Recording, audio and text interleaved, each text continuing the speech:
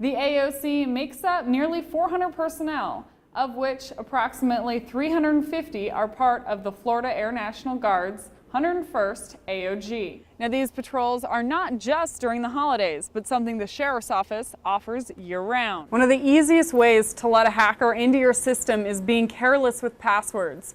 And that's as simple as having a password on the back of your keyboard, on the top of your computer screen, or a saved file on your computer desktop. Dr. Kriegel says MRI machines like this one are the best technology for early detection of breast cancer. One of the biggest concerns with storm surge is living right on the coast. But the biggest risk? Elevation. A mobile home on Chevy Lane in Youngstown went up in flames around 2 a.m. Wednesday morning. My roommate's girlfriend woke up and looked out the window and the house was starting to burn, and we came out, but like I said, within minutes it was just engulfed. By the time I got out there though, the whole house was just up in flame. Shortly after firefighters arrived on scene, they were able to contain the blaze. Try to focus our water supply on the one that was burning, but at the same time ensure that we didn't have exposures that were, able to catch fire too. 2 people were in the home at the time. Officials say Arnold Berger Jr. tried to help his 88-year-old father, but was unable to get to him. The son made it out. He tried to save his father, but there just wasn't enough time. The house was engulfed within minutes. The state fire marshal is investigating the possible causes of the fire. Well, I'm told that they had wood stoves in the trailer along with portable electric heaters. I don't know at this point if that had any contributing factor to the cause of the fire. Firefighters spent nearly 2 hours fighting the fire.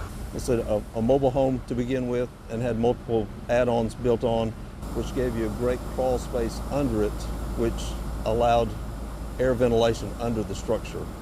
So that intensified the fire, plus it made it where there was no floor for us to walk on inside.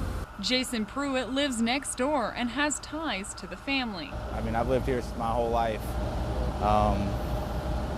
It's really sad to see. Thank God that nobody else got hurt and that at least his son did make it out. And I pray for their families and I hope everything turns out okay at least.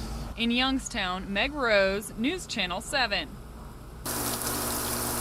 These sea turtles are a long way from their New England home, where frigid waters cause them to suffer cold stun shock. They're basically in a state of shock when they find them. The water gets very cold very quickly, and sea turtles are reptiles, and so their body temperature is what their surroundings are. Cold stunning occurs when the temperature of the water drops rapidly and is most commonly found in Kemp's Ridley turtles. Gulf World has years of experience rehabilitating turtles just like these.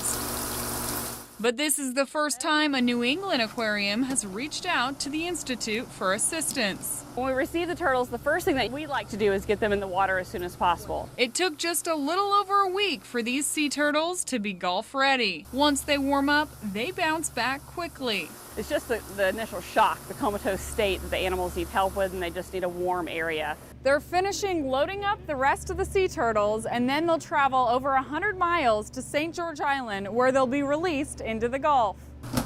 This transfer is unique for this time of the year. Normally, the Gulf World Institute doesn't receive cold stun turtles till January or February. Slightly unpredictable, even though you know it's cold, you don't know how many turtles are coming in. So you are prepared, but you never know what you're going to get. In Panama City Beach, Meg Rose, News Channel 7. Panama City police are still combing through evidence and searching for a 4th suspect in the shooting that happened at the corner of 2nd Court and Craft Avenue Tuesday afternoon. They believe 17-year-old Curtis Hunt was targeted, but so far aren't releasing a motive. Neighbors say they spotted 4 men walking in the neighborhood just before the shooting, but they didn't look suspicious. They were not like in a hurry. They walked up normal. They walked back down normal. Police say the victim was shot in the head before suspects took off in a blue Grand Marquis to the Royal Arms Garden Apartments. That's where police arrested 3 of the suspects. However, 1 took off and is still on the loose. As information comes in, we're still interviewing folks that have information.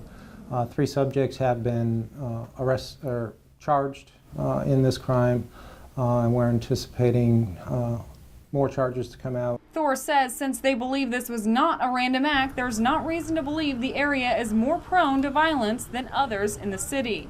It depends on the crime, and in this case it doesn't seem to be any significance due to the fact that, you know, it was a targeted incident. The big question is why Hunt was The targeted. investigation will reveal at some point the what, why, and where, and that's for the prosecution side of the case. In Panama City, Meg Rose, News Channel 7. Circuit Judge Brantley Clark sentenced Kevin Jeffries to the death penalty for the murder of Wallace Scott, plus 2 consecutive life sentences for armed robbery and armed burglary. Jeffries, along with his cousin, 29-year-old David Ian Challender, broke into Scott's house planning to rob him back in April 2013. The two tortured and beat Scott, trying to get his PIN number from his ATM card, eventually strangling him to death. When Jeffries took the stand in August, he blamed Challender for coming up with the idea of robbing Scott. Jeffries testified in August that he was under the influence of drugs at the time of the murder. Challender was charged with life in prison earlier this month for his role in the crimes. Of all 3 suspects in the murder case, Jeffries received the toughest sentence,